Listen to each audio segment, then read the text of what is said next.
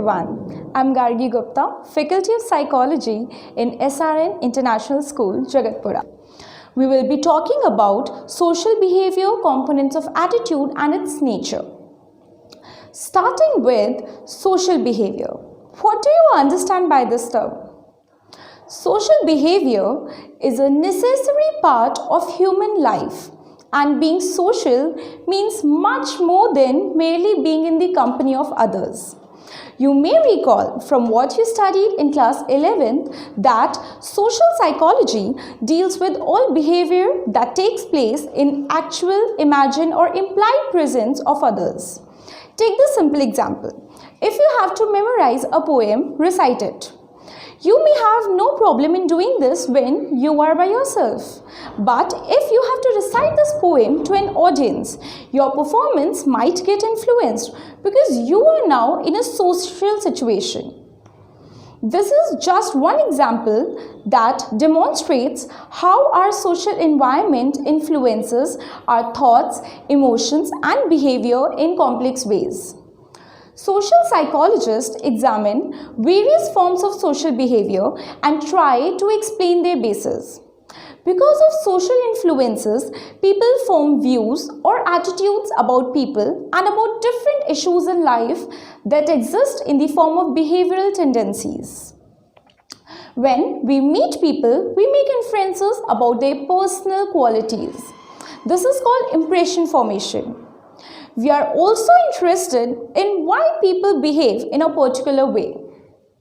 Social psychology is that branch of psychology which investigates how the behavior of individuals is affected by the others and their social environment. All of us form attitudes or ways of thinking about a specific topic and people. We also form impressions about person we meet and assign causes to their behavior. Besides, our own behavior gets influenced by other individuals and groups. In some situation, people show pro-social behavior. What is pro-social behavior? It is helping the needy and the distressed without expecting anything in return. Many of these social behaviors seem to be simple. Yet, explaining the processes that lie behind this behavior is a complex matter. This chapter describes the basic ideas related to attitudes, social cognition, and pro-social behavior as explained by social psychologists. Introduction, the ways they do, that is, we assign causes to behavior shown in specific social situation. This process is called attribution. Very often, impression formation and attributions are influenced by attitudes. These three processes are examples of mental activities related to the gathering and interpretation of information about the social world, collectively called social cognition. Moreover, social cognition is activated by cognitive units called schemas. Cognitive processes cannot be directly seen. They have to be inferred on the basis of externally shown behavior. There are other examples of social influence that are in the form of observable behavior. Two such examples are social facilitation, social inhibition, that is the improvement or declination in performance in the presence of others, and helping or pro-social behavior, that is responding to others who are in need or distress. Now, we will be beginning with the description of attitude. What is attitude? Let's see. For a few minutes, quietly do the following mental exercise. Today, how many times did you tell yourself, in my opinion, or others may say so, and so, but I feel? What you fill in the blanks are called opinions. Now continue the exercise. How important are these opinions to you? The topics of some of these opinions may be only moderately important to you, but they are simple ways of thinking, and it does not matter much to you that others agree or disagree with your views. On the other hand, you may find that some other topics are extremely important to you.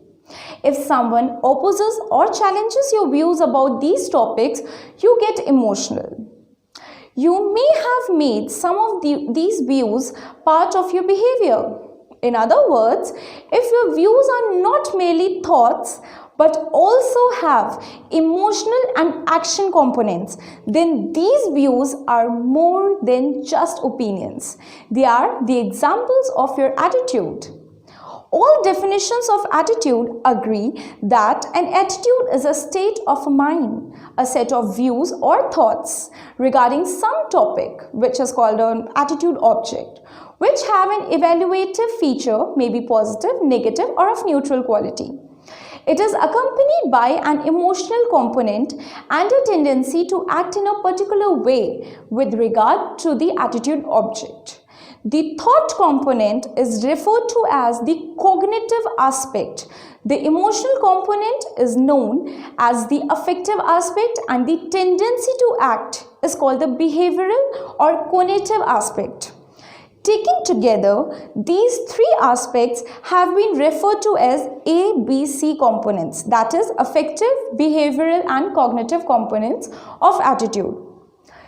Note that attitudes are themselves not behavior, but they represent a tendency to behave or act in certain ways. Attitudes have to be distinguished from two other closely related concepts, namely beliefs and values. What are beliefs? Beliefs refer to the cognitive component of attitude and form the ground on which attitudes stand. For example, belief in God or belief in democracy as a political ideology. Now, what are values? Values are attitudes or beliefs that contain a should or ought aspect, such as moral or ethical values. One example of a value is the idea that one should work hard or that one should always be honest, because honesty is the best policy. Values are formed when a particular belief or attitude becomes an inseparable part of the person's outlook on life. Consequently, values are difficult to change. What is the purpose served by an attitude? A question that must have arisen in your brain. We find that attitudes provide a background that makes it easier for a person to decide how to act in new situations. For example, our attitude towards foreigners may directly provide a mental layout or blueprint for the way in which we should behave whenever we meet one.